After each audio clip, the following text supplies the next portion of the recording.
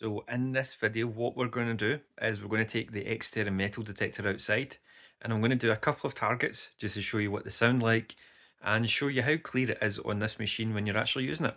So just to show you, we've got a 1933 penny we're going to go. We've got an iron buckle, which you get a lot of, copper coin, silver coin, silver ring. I want to see if it picks up any difference in terms of the object, and big bit of lead. And what else will we bring? We'll also bring a lead bullet as well, just to show you the different types of targets that you might get and show you what they might sound like. So let's go outside and I'll